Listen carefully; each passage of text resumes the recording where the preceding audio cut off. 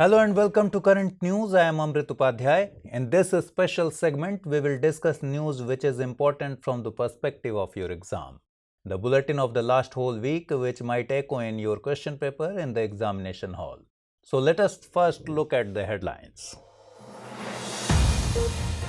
The central government is planning to amend the Iscarder Rules. States in opposition. If an officer fails to comply with the timeline provided by the center, then the officer will be considered as deputed.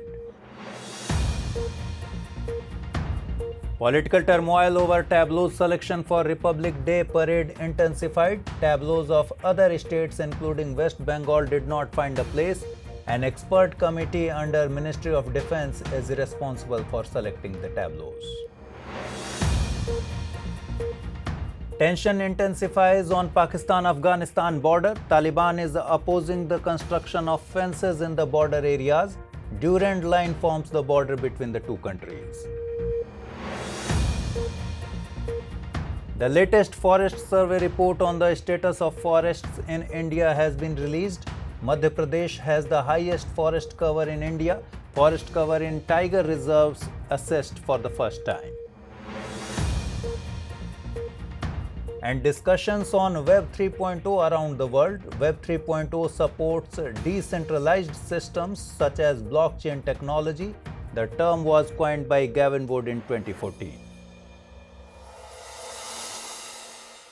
Before moving on to the news in detail, I would like to tell our viewers that in the course of covering many important national and international news in this bulletin, we mention several locations. While the news related to that location is definitely important, of equal importance is knowing the location of such places on map. Keeping this idea in mind, we have started a program called News on Map on our Hindi and English YouTube channels. To further your understanding of maps from exam perspective, you may follow this series. Links of the playlist and the last episode of News on Map have been provided in the description below. Here is a brief sample of the episode. Here we have the map which will show you the different ranges. So here is Harishchandra and Palaghat. Okay. And here is Bhima River, which is a tributary of Krishna. But the question has asked that which of the ranges lie at the main river? That means main river flow is Krishna River. So Krishna River is going from here, and as you can see that this is Telangana Plateau, and here in Andhra Pradesh we have Seshchalam. Okay, and this is Velikonda range and Palakonda. So we have to see that Nalla Malla, this is going to be the incorrect answer and this is going to be incorrect answer. And Seshalam will also be the incorrect answer. Now because of elimination, I could say that Nalla Malla and Telangana Plateau are going to be the correct answer. Here is Telangana Plateau, okay, which is at nearest of the Krishna River, main flow of the Krishna River, and if we talk about Nalla Malla, that lies in Telangana. Okay. So both are correct. Option 3 and 4 are going to be the correct answer. That is option B. Right? Now let us move back to the news bulletin and begin with news of the week. The central government is planning to amend the Iscarder Rules 1954. The government has issued letters in this regard to the states recently. 6 states have opposed the centre's decision of amending the Iscarder Rules.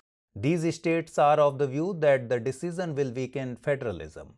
The states are already facing a shortage of IAS officers. The central government's plan of amending the deputation rules of IAS officers completely in its favor may deepen the crisis of administrative staff in the states. The central government is amending the deputation rules of IAS officers as there is a shortage of IAS officers in its ministries too. The deputation system of IAS officers comes under the purview of the Department of Personnel and Training, a central government department. Apart from the deputation of IAS officers, the department has issued similar letters to the states for deputation of IPS and IFOS officers too. However, prior approval has been taken from the Ministry of Home Affairs and the Ministry of Environment in this regard. DOPT desires to make 4 amendments in Iscarder Rules 1954. First, if the states fail to comply with the timeline provided for handing over its officer to the center, then in that case, the center's decision will prevail. It means that after the given timeline, the concerned officer will be considered as deputed in the center. At present, such deputation takes place only after mutual consent between the center and the state. After consent, an IAS officer of a particular cadre can be deputed to the center, another state, or a central or state-owned company. Second, the center will decide the maximum number of officers to be deputed from now onwards. At present, states have to hand over IAS officers, including IPS officers, to the center, whose number cannot exceed 40% of the cadre's total strength. Third, if consensus is not reached between the center and the states, then the case will be finally settled by the center. Lastly, if the central government requires cadre officers in the public interest, then the state government will have to immediately comply with the center's decision. The issue of choosing the tableaux to be displayed on this Republic Day has now landed in hot soup. Tableaux from states like West Bengal, Kerala and Tamil Nadu have not been included in the final list. Let's understand the guidelines for tableaux on Republic Day.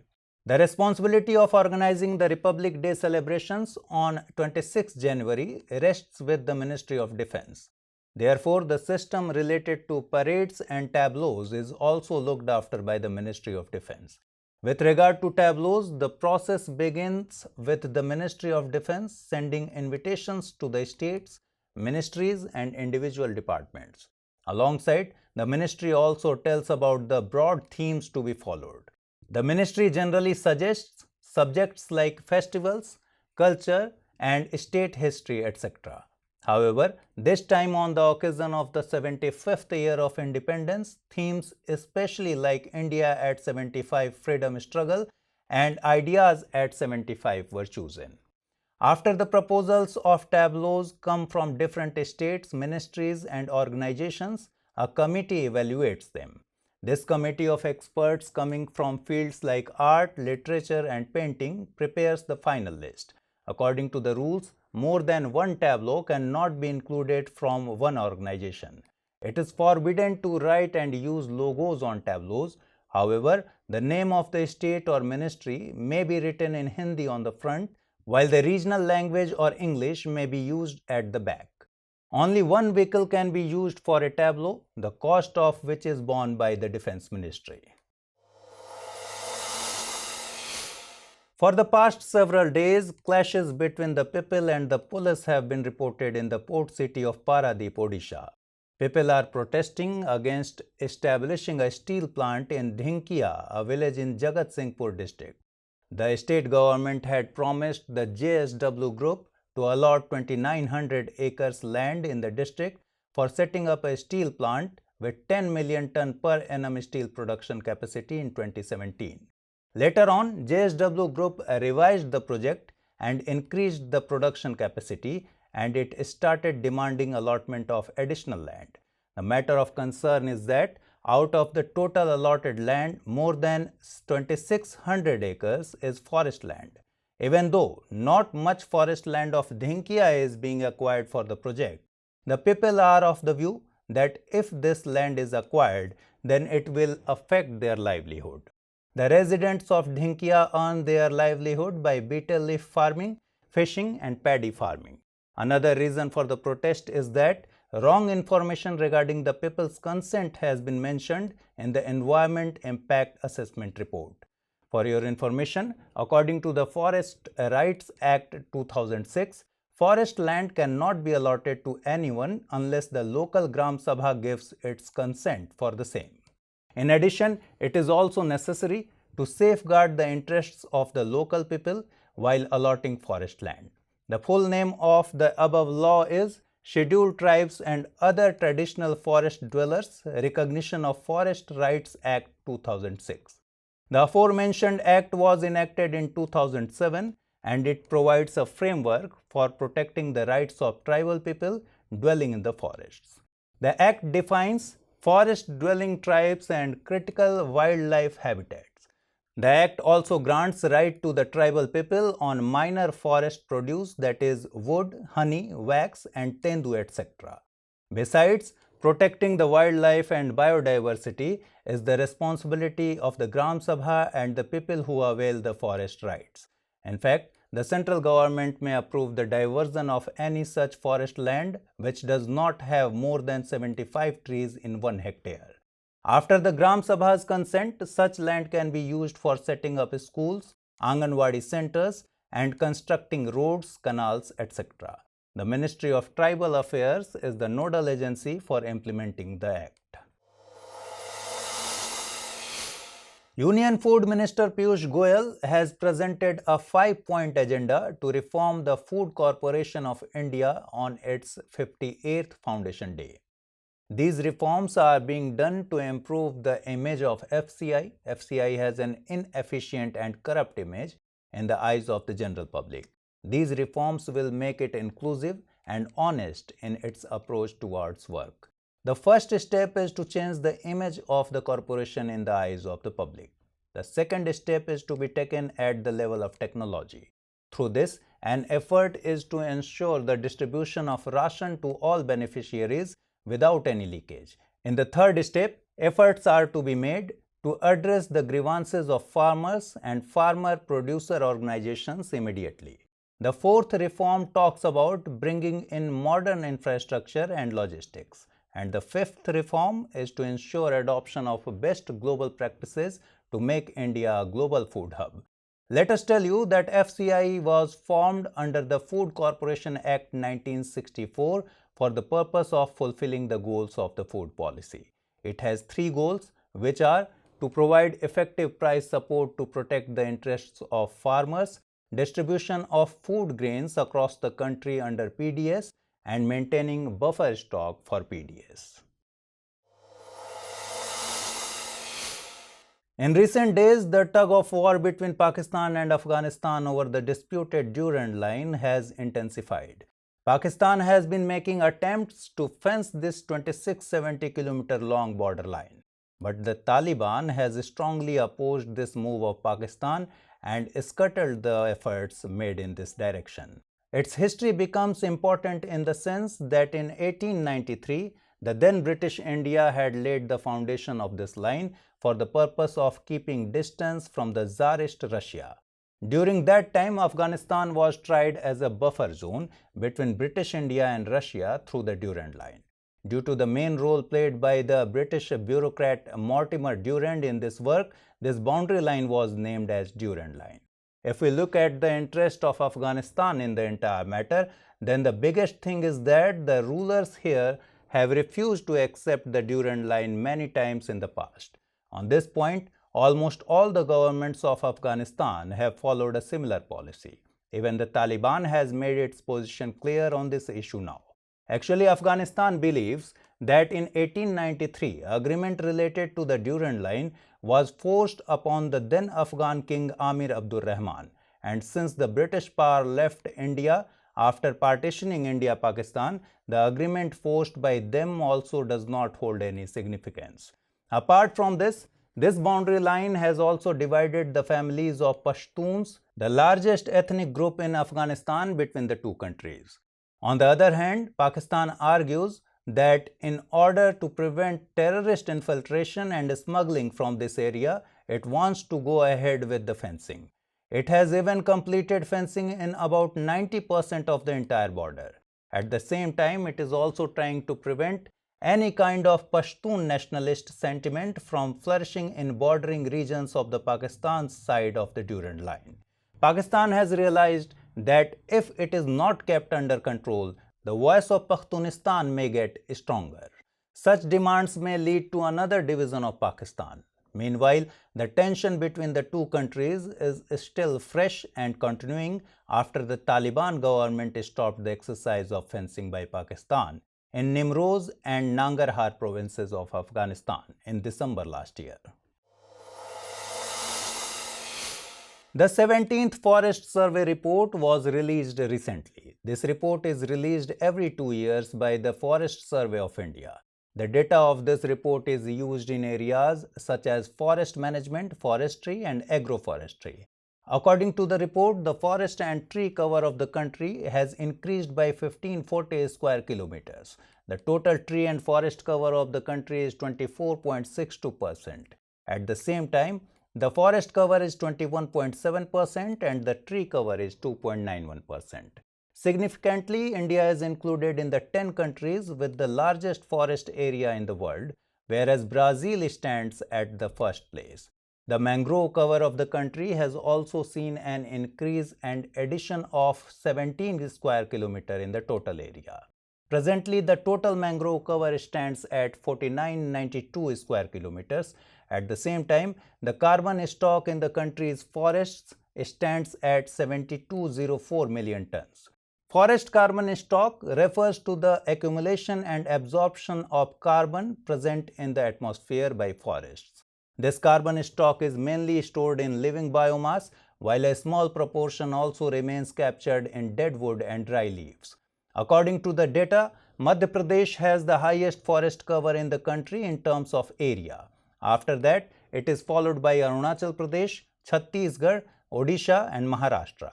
In terms of percentage, Mizoram is at the forefront of forest cover in the country. It is followed by Arunachal Pradesh, Meghalaya, Manipur, and Nagaland. For the first time in the report, forest cover has been assessed in Tiger Reserve and Lion Conservation Area. Nagarjuna Srisalam in Andhra Pradesh has the highest forest cover, while in terms of percentage, Arunachal's Pake Tiger Reserve has recorded the highest forest cover. According to a report released by National Solar Energy Federation of India, 34,600 tons solar waste will be generated in India by 2030. The government has set several major targets regarding solar power. It is a matter of concern that there is no policy for solar waste management in India at present. Solar waste refers to the electronic waste generated from the defective solar panels. The defective solar panels are sold as junk in India presently. It is expected that solar waste generation will increase by 5 times in the next decade. India does not have a solid plan to deal with the solar waste related issues. The issue of solar waste was not even touched in the Electronic Waste Management Rules 2016. Solar panels remain in working condition for 20 to 25 years, so the issue of solar waste does not seem pressing at present. However, experts have prepared a roadmap to deal with this issue. As per the roadmap, India requires a strict law for solar waste disposal. In addition, investment in recycling infrastructure is needed to reduce waste recycling cost. In various countries of the world, recycling facilities are provided by solar module manufacturers. Solar waste disposal in landfills should also be banned. Solar waste can also be reduced by making changes in the design of solar modules, such as using less silicon. Web 3.0, a new technical term, is being widely discussed these days. The concept of Web 3.0 made headlines in 2021. It is the version of Internet which supports decentralized systems such as blockchain technology. In Web 3.0, ownership of the platforms lies with the users instead of major tech companies. The term was coined by Gavin Wood, founder of the Ethereum, in 2014. To understand Web 3.0, first of all, we will have to understand Web 1.0 and 2.0. Web 1.0 means the World Wide Web or Internet, which was invented in 1989. In Web 1.0, the user gathered static information by visiting a website. It was a closed environment. The users were unable to communicate from their side in Web 1.0. It was used till 1999. Many new features were added in Web 2.0. We are using most of the features of Web 2.0 at present. The facility provided by Web 2.0 for users to communicate through their photos, videos, likes, and shares differentiates it from Web 1.0. The data in Web 2.0 is controlled by a few major companies, and as a result, the issue of data privacy has come to the fore. Now, the promise of Web 3.0 is that it will be a decentralized technology and will allow users to own their data. It is still in early stages of development, and Web 3.0 related issues are yet to come to the fore. For your information, the internet was invented by Winton Cerf and Bob Kahn. It is being speculated that the government is planning to grant fertilizer subsidy of about $19 billion in the upcoming fiscal budget. It will be beneficial in two ways. First, the fertilizer companies will be compensated for selling fertilizer at a price which is lower than the market price. Second, farmers will be able to buy fertilizers at a lower price. Experts are of the view that the government's likely decision of granting subsidy on fertilizers is aimed at lowering the discontent among farmers. It is noteworthy that the farmers buy fertilizers at MRP, that is maximum retail price, and MRP is lower than the market rate, which is based on normal demand and supply. Besides, MRP decreases when the production or import cost of fertilizers decrease. The government meets the difference between MRP and production or import cost by subsidizing the fertilizers. The MRP of urea fertilizers is fixed by the government, while the MRP of non-urea fertilizers is generally fixed by the companies. The central government directly subsidizes these fertilizers on per ton basis so that the companies can fix a fair price. It is a notable point that the price of non-urea fertilizers is higher than urea-based fertilizers, and the subsidy on non-urea fertilizers is also comparatively less. Due to the high subsidy being given by the government on urea, several cases of urea being used for non-agricultural purposes have been reported. In order to curb these activities, the government has adopted measures like direct benefit transfer.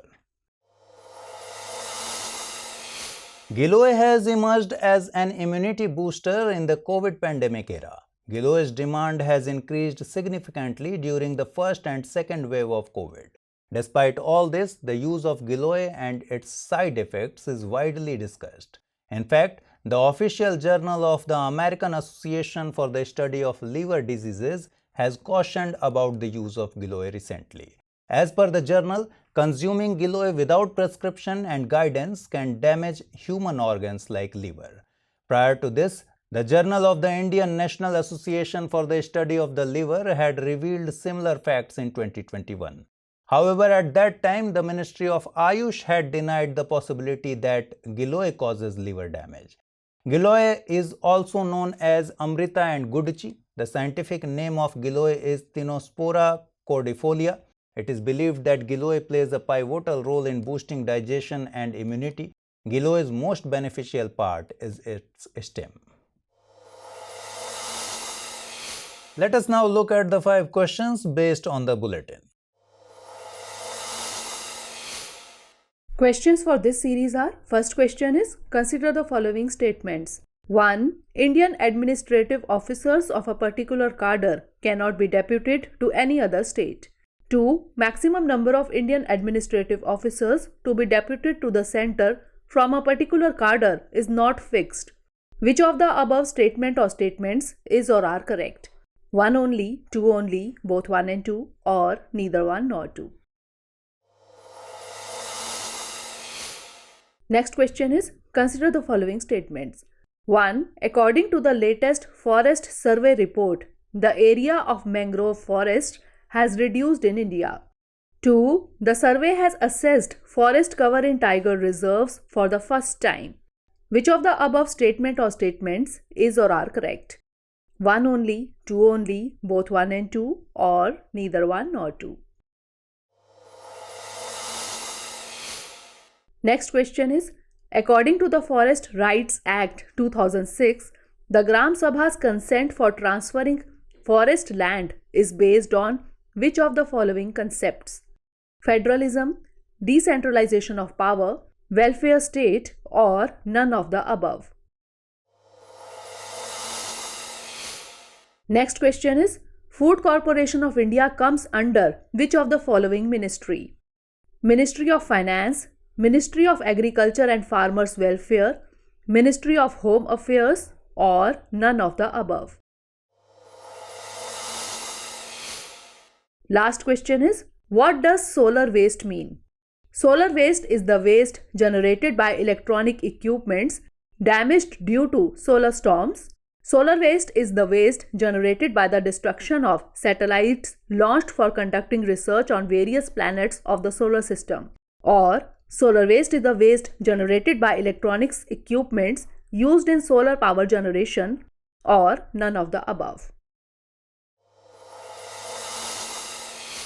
So for the time being, that's all in this bulletin. Do not forget to like, share and subscribe Drishti IAS Hindi, English and PCS YouTube channel. At the end, let us have a look at few more events of the last week in other news.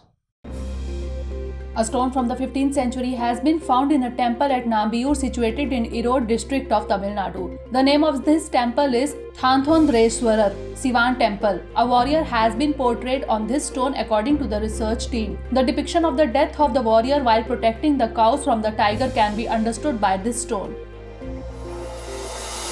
Andhra Pradesh government has recently banned the 100-year-old Chintamani Padya Natakam. The members participating in the play objected to it as they were instructed to use some objectionable words in the Telugu language. This drama was initiated by Kalakuri Narayana Rao in the year 1920. Some of the characters in this forum are Subiseti Chintamani, Bilva Mangaludu, Bhavani Shankaram and Sri Hari, etc.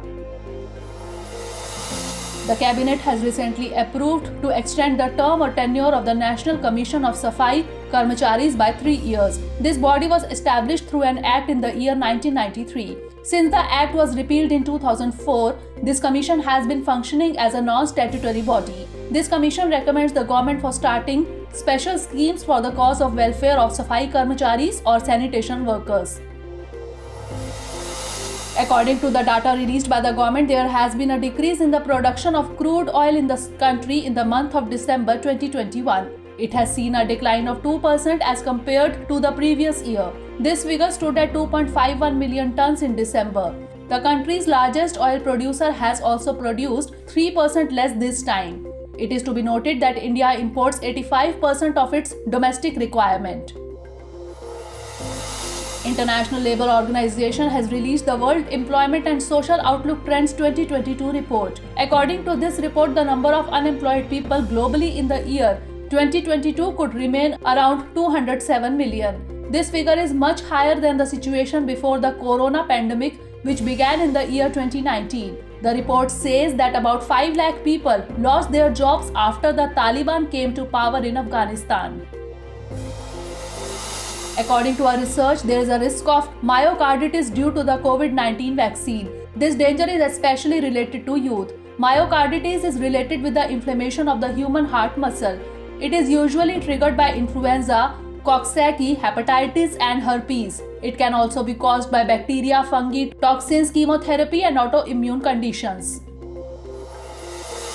For taking the Startup India ahead, e-commerce firm Flipkart has taken an exercise to push its startup accelerator program, Flipkart Leap. 2 more programs have been started under Flipkart Leap Ahead and Flipkart Leap Innovation Network. The purpose of both programs is to understand the talent of the youth of the country and to provide them with funds when needed.